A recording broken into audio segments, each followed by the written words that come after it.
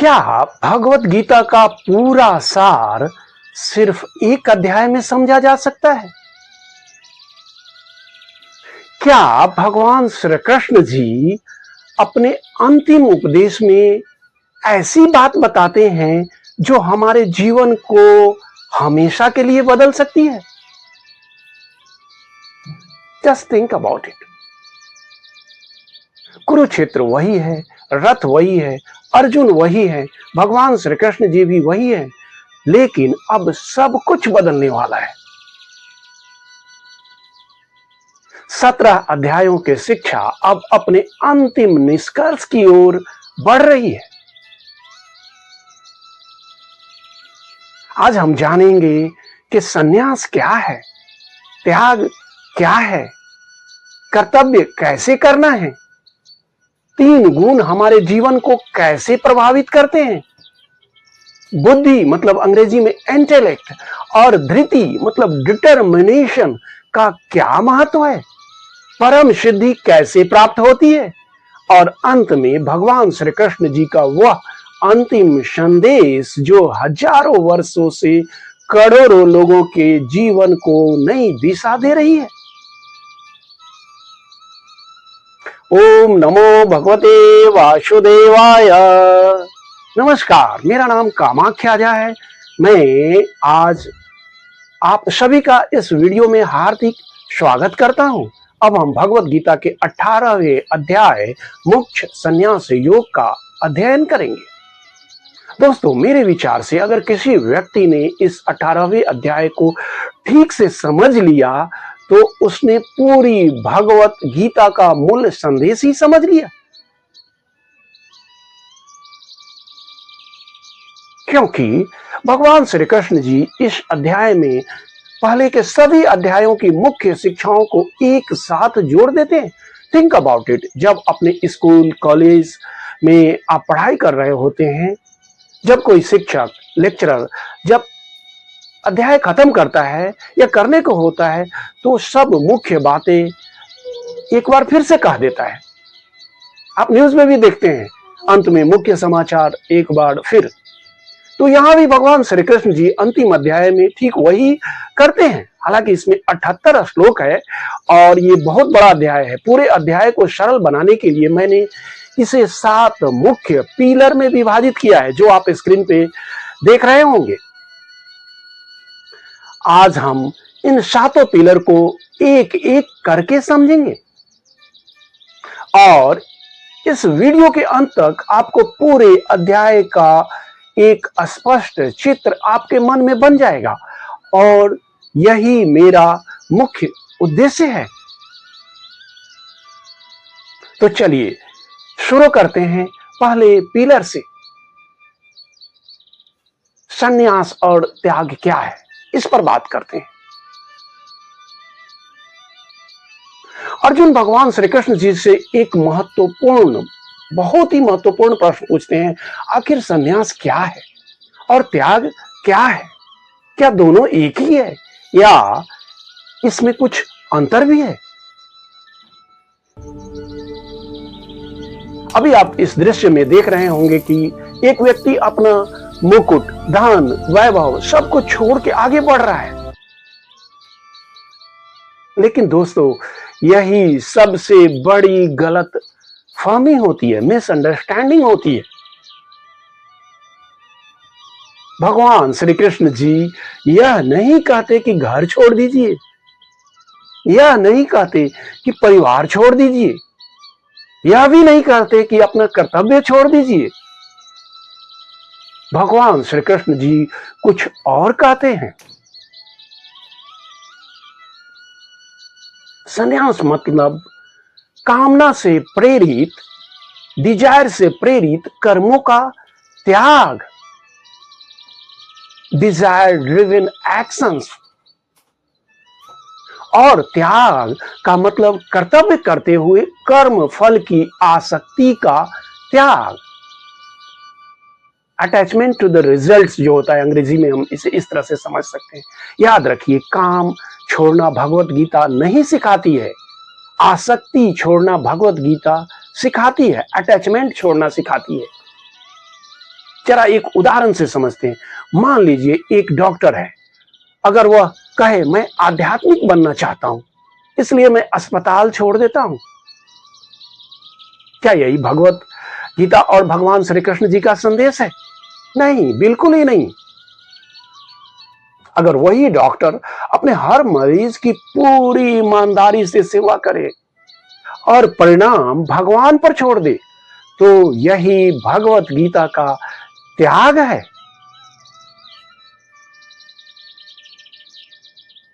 Do your duty, but please do not be attached with the results.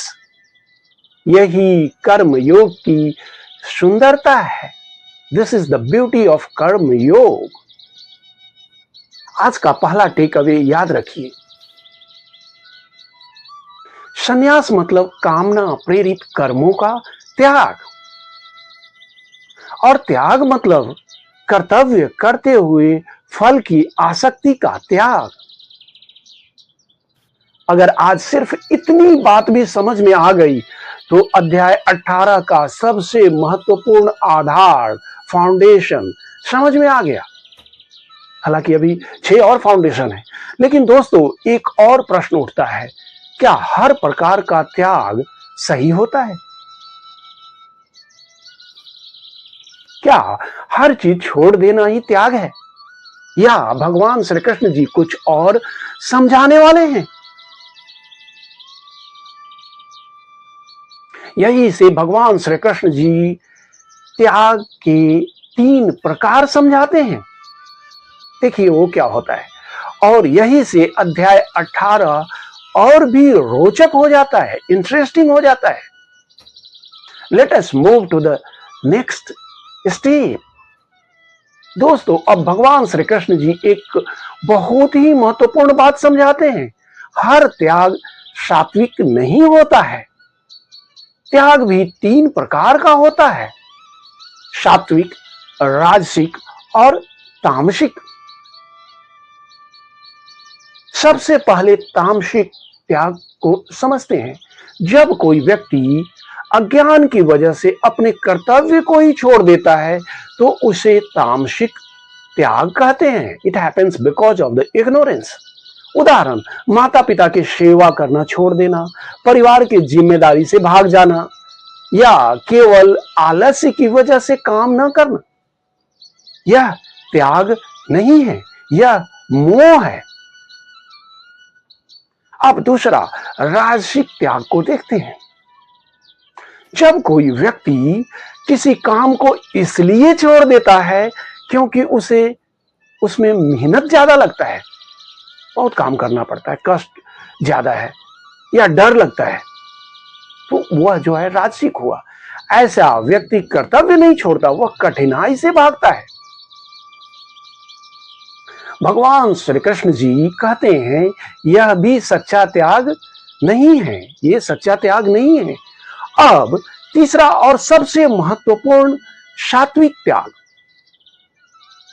कर्तव्य करना है, पूरी ईमानदारी से करना है, लेकिन फल के साथ अपने मन को नहीं बांधना है। यही भगवान श्री कृष्ण जी चाहते हैं, यही भगवान श्री कृष्ण जी का संदेश है। Do your best, leave the rest to lord Krishna. अपना सबसे अच्छा प्रदर्शन कीजिए, बाकी भगवान पे छोड़ दीजिए। दोस्तों जरा अपने जीवन के बारे में सोचिए, क्या हम काम से ज्यादा थकते हैं या परिणाम की चिंता से? आप समझ गए होंगे, हम परिणाम की चिंता से ज्यादा थकते हैं। अधिकांश लोग काम से नहीं थकते, एक्सपेक्टेशन से थक जाते हैं। यही भगवत गीता हमें मुक्त कराना चाहती है। तो हमने पहला पिलर समझ लिया, संन्यास और त्याग।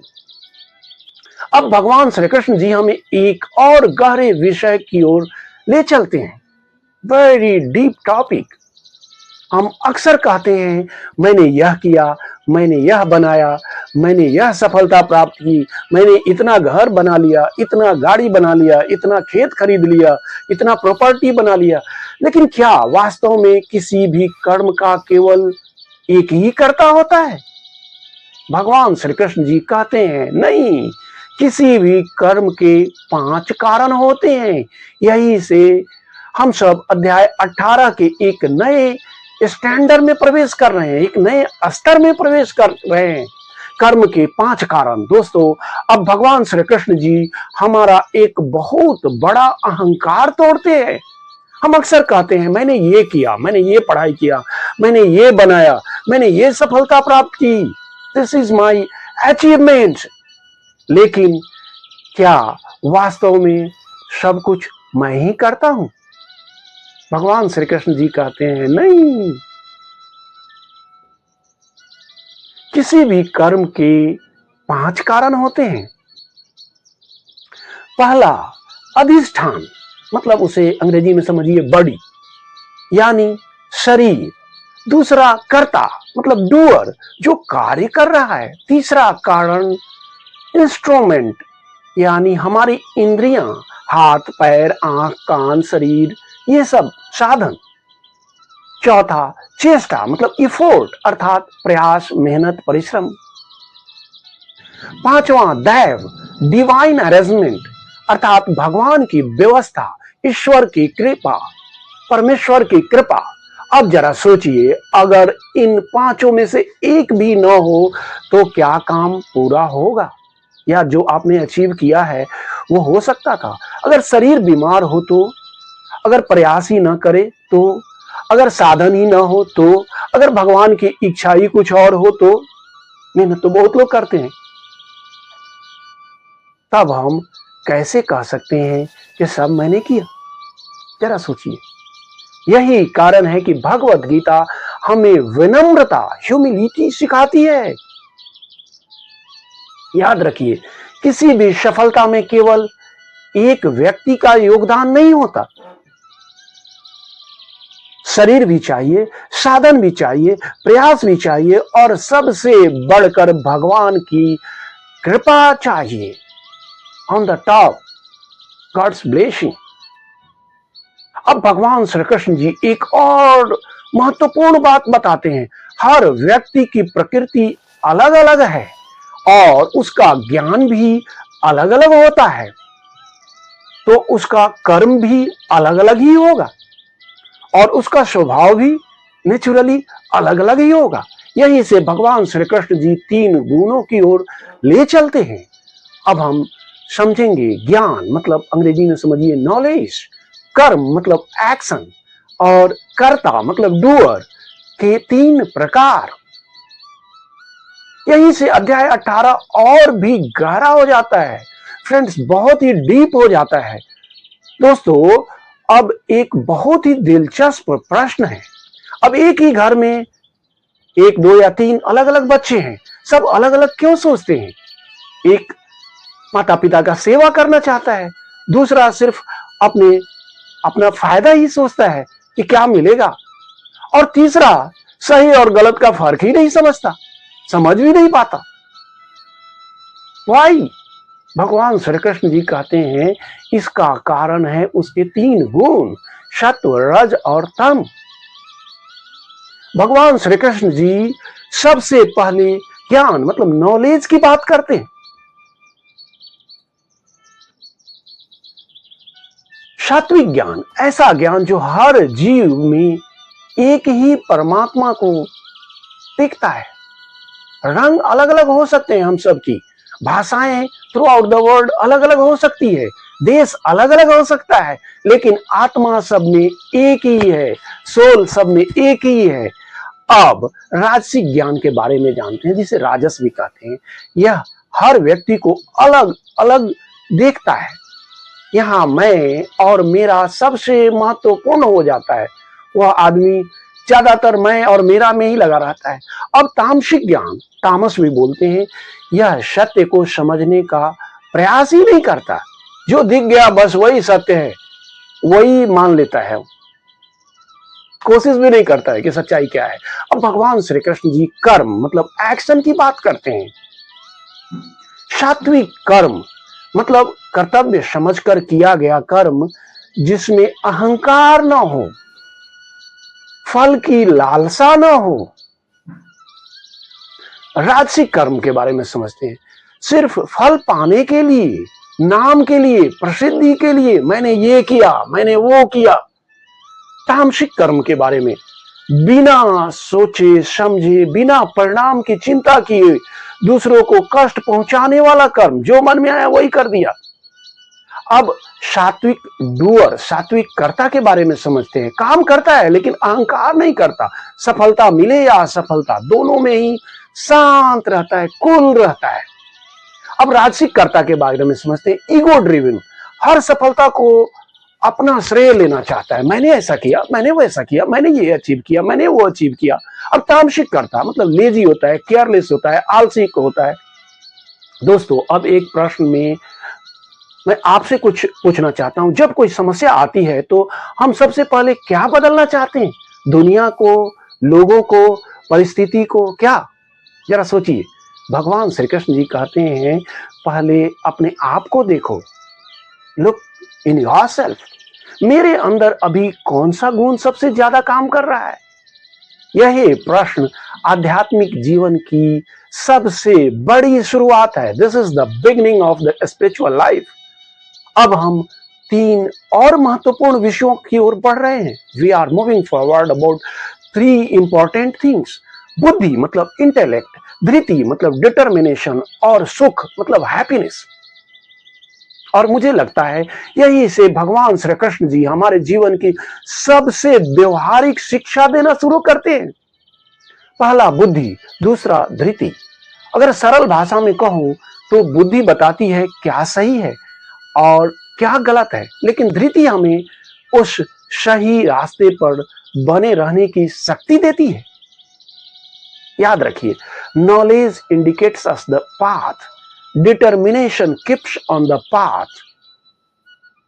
भगवान श्री कृष्ण जी कहते हैं बुद्धि भी 3 प्रकार की होती है। There are 3 types of intellect. सात्विक बुद्धि, वह जो धर्म और अधर्म का अंतर समझती है, क्या करना चाहिए और क्या नहीं करना चाहिए।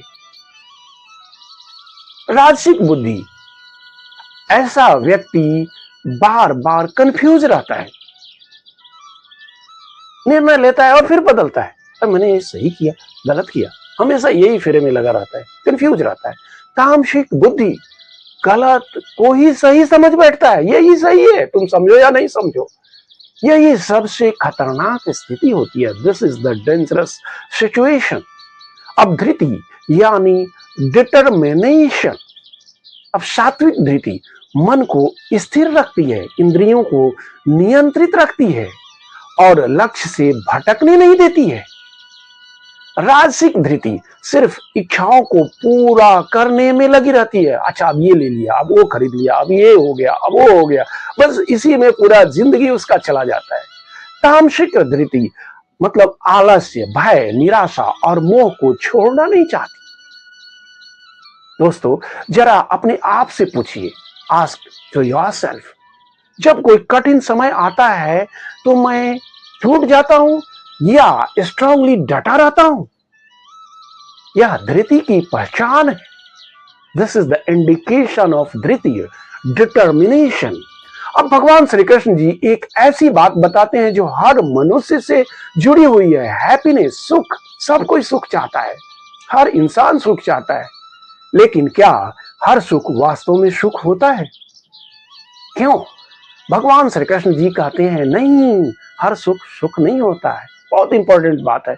सात्विक सुख शुरुआत में कठिन लगता है लेकिन अंत में अमृत जैसा लगता है, जैसे अनुशासन, जप, साधना, अध्ययन। First it feels difficult, later it transforms your life.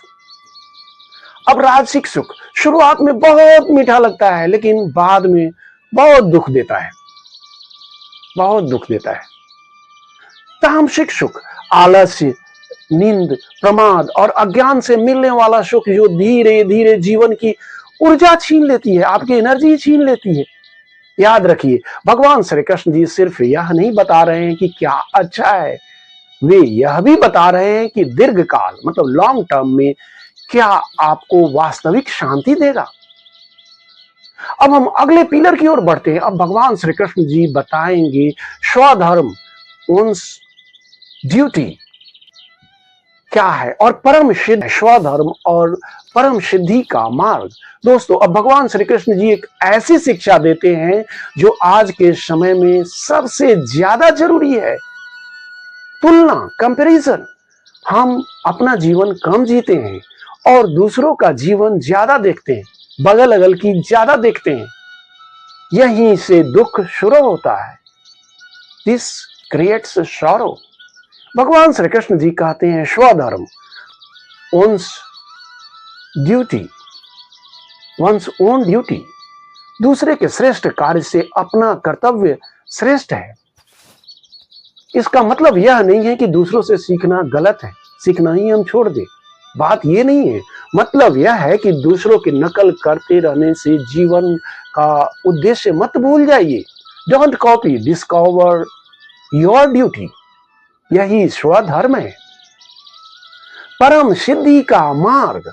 अब भगवान श्री कृष्ण जी बताते हैं परम सिद्धि का मार्ग, सुप्रीम परफेक्शन का मार्ग। जब मनुष्य अपने कर्तव्य को भगवान की सेवा समझकर करता है, जब अहंकार धीरे धीरे समाप्त हो जाता है, जब मन शांत होने लगता है, तब उसके भीतर एक नया परिवर्तन शुरू होता है, न्यू चेंजेस स्टार्ट होता है। भगवान श्री कृष्ण जी कहते हैं ऐसा व्यक्ति ब्रह्मभूत हो जाता है। अब ब्रह्मभूत रोज रोज हम यूज नहीं करते हैं, सरल भाषा में कहें तो उसका मन शांत हो जाता है, कुल हो जाता है। अब उसे हर समय शिकायत नहीं रहती। कुछ लोगों को हमेशा शिकायत देखेंगे। अब उसे हर व्यक्ति से ईर्ष्या नहीं होती। अब उसे हर बात में अपमान महसूस नहीं होता, क्योंकि अब उसकी खुशी बाहरी परिस्थितियों पर निर्भर नहीं करती। It is not depending on outside results. भगवान श्री कृष्ण जी आगे कहते हैं ऐसा व्यक्ति सच्ची भक्ति के योग्य हो जाता है। ध्यान दीजिए, भगवान श्री कृष्ण जी एक बहुत सुंदर बात बताते हैं। कर्तव्य से मन शुद्ध होता है, मन शुद्ध होता है तो ज्ञान स्पष्ट होता है, और ज्ञान स्पष्ट होता है तो भक्ति डीप हो जाती है, गहरी हो जाती है, और भक्ति गहरी होती है तो भगवान की अनुभूति होती है। Duty leads to purity, purity leads to devotion, and devotion leads to God. दोस्तों, अब हम 18वें अध्याय के सबसे महत्वपूर्ण भाग में प्रवेश करने वाले हैं। अब भगवान श्री कृष्ण जी अपने प्रिय मित्र अर्जुन को सीधे हृदय की बात बताते हैं, हार्ट की बात बताते हैं, और कुछ ही क्षणों में हम उस दिव्य श्लोक तक पहुंचेंगे जिसे पूरे भगवत गीता का हृदय कहा जाता है। यहीं से वीडियो का सबसे महत्वपूर्ण भाग शुरू होता है, लास्ट मैसेज, पूर्ण शरणागति। दोस्तों, अब हम उस क्षण पर पहुंच गए जिसका पूरे भगवत गीता में इंतजार था। 17 अध्याय की शिक्षा के बाद अब भगवान श्री कृष्ण जी अपने हृदय की सबसे महत्वपूर्ण बात कहने वाले हैं। भगवान श्री कृष्ण जी कहते हैं ईश्वर हर जीव के हृदय में है।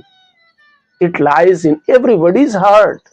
मतलब भगवान को ढूंढने से पहले अपने दिल में ढूंढिए। अब भगवान श्री कृष्ण जी अर्जुन से कहते हैं मेरी शरण में आओ। ध्यान दीजिए, वे डराकर नहीं बुला रहे हैं, वे प्रेम से बुला रहे हैं, विथ लव। भगवान श्री कृष्ण जी पहले प्रेम का संदेश देते हैं, फिर शरणागति का संदेश देते हैं, और अब वह दिव्य श्लोक जिसे पूरी भगवत गीता का हृदय कहा जाता है उसे रिकॉल करते हैं। सर्वधर्मान परित्यज्य मामेकं शरणं व्रज अहं त्वां सर्व पापेभ्य मोक्ष्यामि मा शुचा। अब इस श्लोक को बहुत ध्यान से समझिए। भगवान श्री कृष्ण जी यह नहीं कह रहे हैं कि अपने कर्तव्य छोड़ दो, वे कह रहे हैं अपने अहंकार को छोड़ दो, अपने झूठे सहारे को छोड़ दो।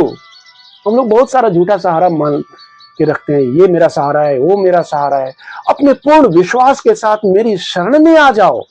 Trust Krishna completely.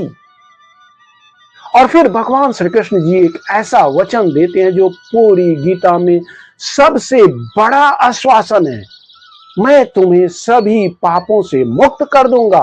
मां शुचा, अर्थात शोक मत करो, डरो मत, मैं तुम्हारे साथ हूं, हर जगह पे हूं।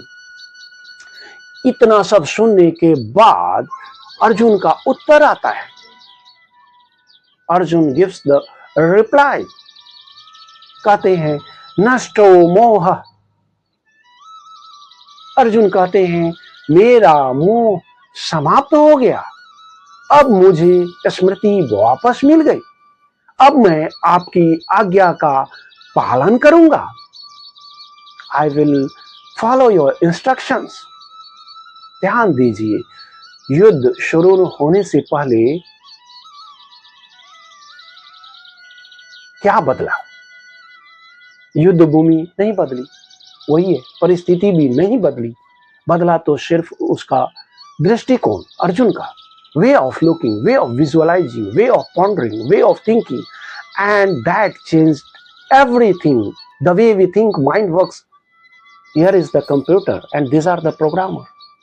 दोस्तों, अगर मैं पूरे अध्याय 18 को एक वाक्य में समझाऊं तो वह यह होगा कि कर्तव्य कीजिए, आसक्ति छोड़िए, अटैचमेंट, भगवान पर विश्वास रखिए, हर जगह भगवान है, और जीवन को उनकी सेवा में लगा दीजिए। यही मुख्य संन्यास योग का सार है। अगर आज का यह अध्ययन आपको उपयोगी लगा हो तो इसे अपने परिवार, अपने मित्रों के साथ अवश्य साझा कीजिए। जय श्री कृष्ण।